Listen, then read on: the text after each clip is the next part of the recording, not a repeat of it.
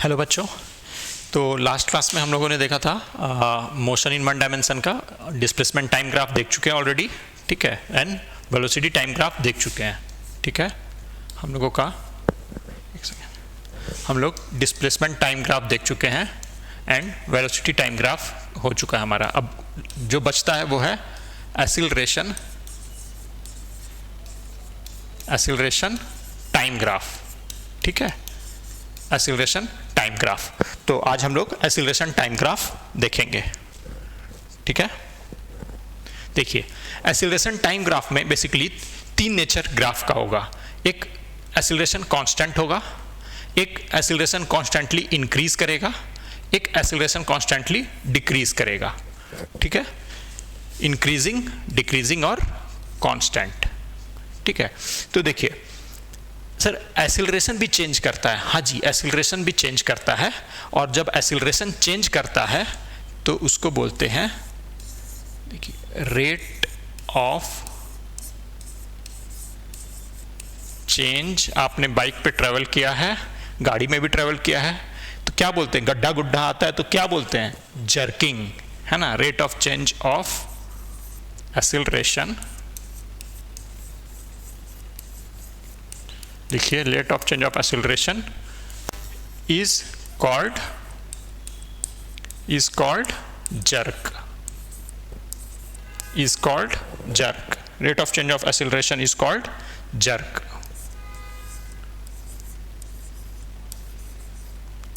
ठीक है, उसको क्या बोलते हैं, जर्क। जैसे बोलते हैं ना, जर्किंग है, यूज करते हैं हम लोग वो वर्ड, बस वही है ये, rate of change of acceleration. Acceleration का रेट जब चेंज होता है तो हमें क्या महसूस होता है, हमें जर्किंग महसूस होता है, ठीक है। तो जर्क से आया जर्किंग, ठीक है। तो यहाँ पे क्या हो रहा है, कॉन्स्टेंटली इंक्रीज कर रहा है, यहाँ पे कॉन्स्टेंटली डिक्रीज कर रहा है, और यहाँ पे कॉन्स्टेंट है। तो देखते हैं इसका टाइम के साथ में ग्राफ, ठीक है। फर्स्ट, कॉन्स्टेंट एक्सीलरेशन, ये दिख रहा है आपको, हाँ, कॉन्स्टेंट एक्सीलरेशन, कांस्टेंट एक्सीलरेशन, ठीक है। अब देखिए कैसा होगा ये, यहाँ पे होगा एक्सीलरेशन, क्योंकि हम कौन सा ग्राफ देख रहे हैं, एक्सीलरेशन टाइम ग्राफ देख रहे हैं, तो ये एक्सीलरेशन किस पे होगा, वाई एक्सिस पे होगा, टाइम किस पे होगा, एक्स एक्सिस पे होगा, ठीक है। तो इसका यूनिट क्या होता है, मीटर पर सेकेंड स्क्वायर, और इसका यूनिट क्या होता है, टाइम का यूनिट होता है सेकेंड, ठीक है। ये हो गया 0 0, टाइम भी 0 और डिस्टेंस एक्सीलरेशन भी 0, ठीक है। अब देखिए क्या बोल रहा है, constant acceleration. Constant means time के साथ में चेंज नहीं करेगा, ठीक है। अगर a0 था या g था तो g ही रहेगा, जो भी एक्सीलरेशन वैल्यू था वो टाइम के साथ चेंज नहीं करेगा, ठीक है। दैट मीन्स इसको, अब हम लोग को क्या क्या ऑब्जर्वेशन पैरामीटर क्या क्या था, स्लोप था, एरिया था, ठीक है, तो और कर्वेचर था। तो इसका कर्वेचर कुछ नहीं है, स्लोप देखते हैं। स्लोप मतलब del y by del x, मतलब ये t1 टाइम, ये t2 टाइम, ठीक है। तो देखिए t1 टाइम पे भी एक्सेलरेशन a0 था, t2 टाइम पे भी एक्सेलरेशन a0 ही है, तो मतलब चेंज क्या हो जाएगा, a0 minus a0 upon t2 minus t1, तो ये क्या हो जाएगा 0। स्लोप क्या है इसका, 0। वैसे भी आप देख सकते हैं कि x एक्सिस के पैरेलल है, x एक्सिस के पैरेलल है, तो स्लोप 0 है। स्लोप मतलब theta is equal to 0 degree, ठीक है। यहां से भी आ गया, स्लोप क्या हो गया, tan थीटा 0 डिग्री, ठीक है। tan theta is equal to 0, sorry degree नहीं होगा, tan theta is equal to 0, slope 0 है, ठीक है, क्लियर है। तो ये कांस्टेंट एक्सीलरेशन का था, स्लोप 0 हो गया। अब एरिया, इसका एरिया देखते हैं, इस पोर्शन में बनाते हैं, ठीक है, इस पोर्शन में बनाते हैं एरिया। तो एरिया क्या हो जाएगा, एरिया, अब हमें, अगर हम ये वाला एरिया देख रहे हैं, ठीक है, तो area under acceleration acceleration time graph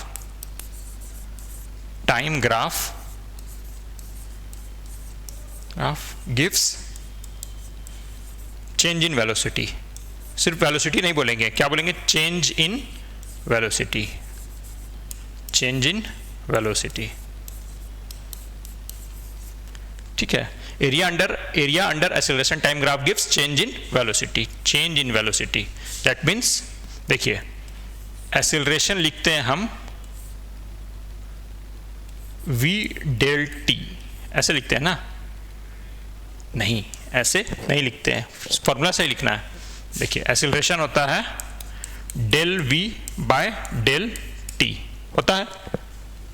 ठीक है, तो अब देखिए, ध्यान रखना है, वैसा कंफ्यूज नहीं होना, याद रखना है, ये नहीं होता है, ये डिस्प्लेसमेंट का हो गया और ये एक्सीलरेशन है, del v by del t। तो अब डेल v क्या हो जाएगा? डेल v हो जाएगा a डेल t। ठीक है, a डेल t, a यहाँ पे थ्रू आउट कॉन्स्टेंट है, तो एरिया क्या हो जाएगा इसका? ये देखिए, ये डिस्टेंस कितना है? ये डिस्टेंस t2 माइनस t1 है, और ये डिस्टेंस क्या है? a0 है। ये डिस्टेंस कितना हो गया? ये डिस्टेंस हो गया आपका t2 माइनस t1, और ये डिस्टेंस हो गया आपका a0। तो ये एरिया क्या हो जाएगा? तो डेल v मतलब v2 minus of v1 is equal to a0 t2 minus t1। ठीक है, तो ये क्या एरिया क्या देगा? Change in velocity. ठीक है, चेंज इन वेलोसिटी, वेलोसिटी का चेंज देगा। ठीक है, तो इसको हम लोग लिख सकते हैं v2 is equal to v1 plus a0 del t। ठीक है, और अगर इनिशियली t अगर t1 इज इक्वल टू 0 कर दे, तो हमारा क्या फॉर्मूला हो जाएगा? देखिए, अगर t1 इज इक्वल टू 0 कर दे, तो हमारा फॉर्मूला क्या हो जाएगा? v2 is equal to v1 plus a t। क्यों? t1 0 मतलब हम कहाँ से स्टार्ट कर रहे हैं? ओरिजिन से स्टार्ट कर रहे हैं। t1 0 बोलने का मतलब क्या हो गया कि हम लोग कहाँ से स्टार्ट कर रहे हैं? ओरिजिन से। t1 क्या है? ओरिजिन से। तो v2 is equal to v1 plus a t। इसी को हम लोग क्या लिख सकते हैं? इसी को हम लोग लिखते हैं, इधर ऊपर में लिख दे रहा हूं, v is equal to u plus a t. ठीक है, तो area under constant acceleration graph ये देगा v equal to u plus a t. ठीक है, ए नॉट कांस्टेंट है। चलिए, ये तो हो गया हमारा कांस्टेंट एक्सेलरेशन का। हमने क्या क्या देख लिया? स्लोप देख लिया। स्लोप क्या होता है? 0 होता है। इसका स्लोप 0 होता है, कर्वेचर नहीं होता, ये स्ट्रेट लाइन होता है। ठीक है, स्ट्रेट लाइन होता है ये। उसके बाद क्या हो गया आपका? स्ट्रेट लाइन मतलब 1 डिग्री। ठीक है, स्ट्रेट लाइन होता है।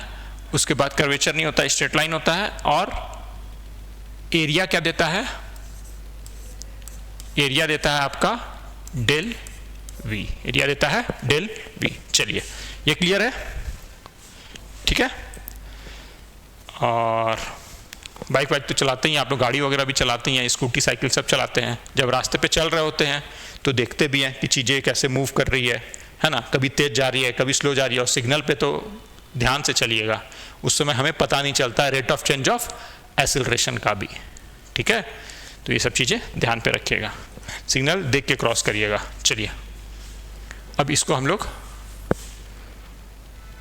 इसका रेडियस बड़ा कर लेते हैं, फटाफट इरेज कर देते हैं। ऑल क्लियर में आपका ये भी क्लियर हो जाएगा, जो सीट है ना?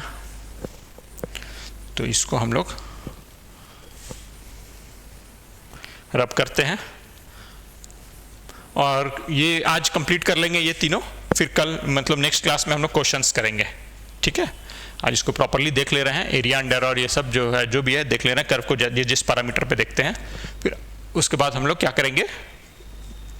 क्वेश्चन प्रैक्टिस करेंगे। अब इस पे पूरा क्वेश्चन प्रैक्टिस होगा। अब देखिए, कॉन्स्टेंटली इंक्रीजिंग एक्सेलरेशन है। ठीक है, दैट मीन्स स्लोप 0 नहीं होगा।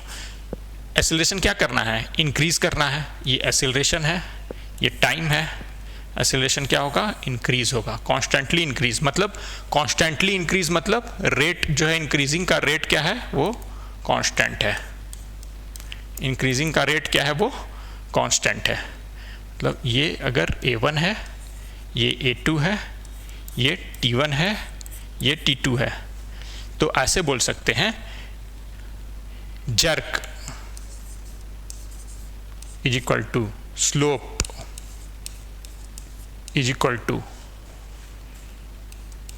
Del A by del T is equal to, ठीक है, A1 minus 0 by T1 minus 0 is equal to A2 minus A1 upon T2 minus T1।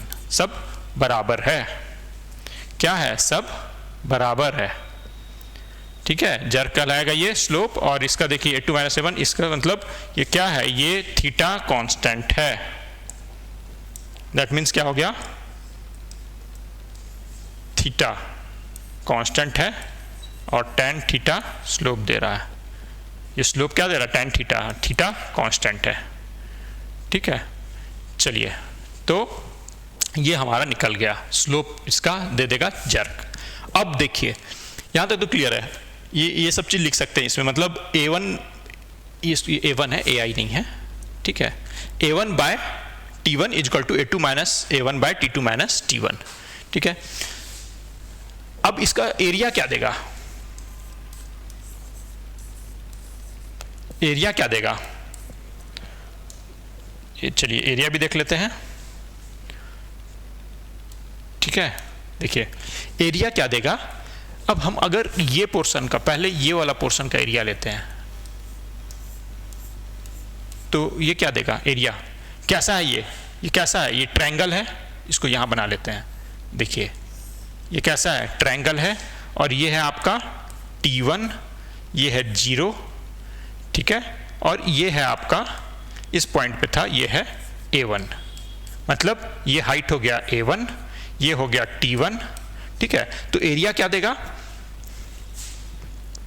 Area under, पहले बता चुका हूं, area under acceleration time graph gives change in velocity, change in velocity is equal to half into A into T, ठीक है। इसका area क्या देगा, half into A into T, तो ये हो जाएगा एरिया। ट्रायंगल है और हमने ये A1 हो गया और ये T1 हो गया, ठीक है। तो half into A1 into T1, del V क्या देगा, half into A1 into T1। कैसे आया ये, एरिया ऑफ ट्रायंगल निकाल लिया हमने। एरिया ऑफ ट्रायंगल हमें आता है, हाफ, कोई भी ट्रायंगल का एरिया क्या होता है, half into base into height, base into height, ठीक है, half into base into height, ये होता है आपका कोई भी ट्रायंगल का एरिया।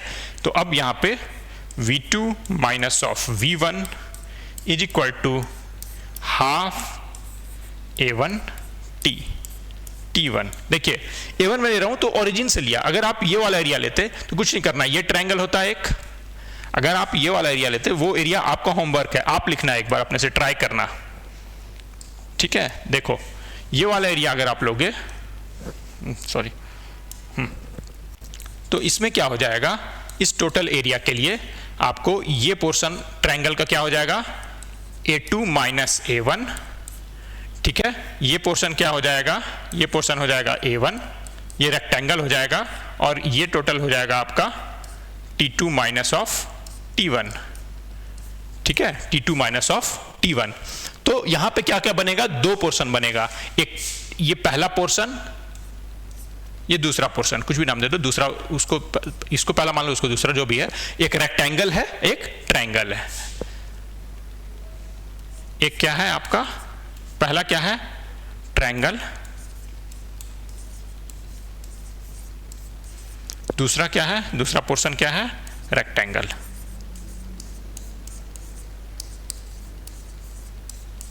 ठीक है। तो देखिए वैसा भी ले सकते हैं, ये मैंने ओरिजिन से लिया है, आप किसी भी दो पॉइंट के बीच में ले सकते हैं, ठीक है।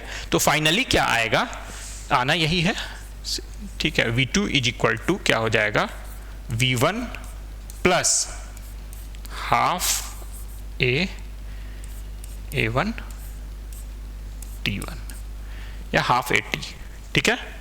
तो ये हो गया आपका, ठीक है, तो ये हो गया आपका, क्लियर है। अब देखिए, इसमें हमने देख लिया स्लोप इसका कांस्टेंट है और स्लोप इसमें कांस्टेंट है और एरिया क्या दे रहा है, चेंज इन वेलोसिटी, क्लियर है। चलिए, तो हमारा ये भी ग्राफ हो गया कंप्लीट। अब देखते हैं हम लोग constantly decreasing acceleration. Decreasing constantly होना है, दैट मीन्स पहले कुछ वैल्यू रहा होगा, है ना। थर्ड पार्ट, अगर कॉन्स्टेंटली डिक्रीज करना है तो पहले कुछ वैल्यू रहा होगा, कुछ वैल्यू मान लीजिए ये हो गया a0। अब यहां से ये डिक्रीज करेगा, ठीक है, नेगेटिव भी हो जाएगा, नेगेटिव भी हो सकता है, ये नेगेटिव साइड होता है, ये पॉजिटिव साइड होता है। कार्टेशियन कोऑर्डिनेट जान रहे हैं ना, ये भी पॉजिटिव साइड होता है। क्या टाइम कभी नेगेटिव होगा, नहीं, टाइम कभी नेगेटिव नहीं होता है, इसलिए हम लोग हमेशा इधर बनाते हैं, ये t है सेकेंड में, ठीक है। चलिए, तो अब इसमें क्या हो गया, इसका स्लोप कैसा है, अगर ऐसे करिएगा तो ये क्लॉकवाइज है, तो ये माइनस थीटा है, ठीक है, ये माइनस थीटा है। आपको बता दूं एक चीज, tan of minus theta is equal to minus tan theta. Sir ये कैसे होता है, ये होता है, देखिए, ये जब ये आप ट्रिग्नोमेट्रिक पढ़िएगा, बेसिक मैथ्स जब हम पढ़ेंगे फिजिक्स के लिए जो भी मैथ्स रिक्वायर्ड होता है, तो वहां मैं बताऊंगा आपको एक चीज क्लियर, क्योंकि हमने यहां पे क्या लिया था, जनरली एंटी क्लॉकवाइज पॉजिटिव होता है और जनरली क्लॉकवाइज पॉजिटिव होता है, यहां पे हमने एंटी क्लॉकवाइज लिया थीटा, तो ये नेगेटिव है। जनरली हम लोग थीटा कैसे मेजर करते हैं, जनरली हम लोग एंगल मेजर करते हैं ऐसे, है ना, ठीक है, जनरली हम लोग एंगल मेजर करते हैं ऐसे एंटी क्लॉकवाइज, ठीक है। और ये हो गया क्लॉकवाइज, तो क्लॉकवाइज नेगेटिव हो गया, एंटी क्लॉकवाइज पॉजिटिव, क्लियर है। तो उसी तरह यहां पे भी चूंकि ये बना है, देखिए, sine minus theta upon cos minus theta which is equal to sine of minus, sine क्या होता है, माइनस साइन थीटा हो जाएगा, cos of minus theta cos theta ही होता है, माइनस नहीं होता है, क्योंकि कॉस किस में लाई करता है, फोर्थ क्वाड्रेंट में लाई करता है, ये डिटेल में पढ़िएगा आप, टेंशन मत लीजिए। Is equal to minus of tan theta, ठीक है। मैं ये माइनस क्यों बता रहा हूं इसके बारे में, क्योंकि अब देखिए यहाँ पे स्लोप क्या हो गया, तो स्लोप हो गया निगेटिव, ठीक है। इधर देखिए, यहाँ ये रब कर दे रहा हूं,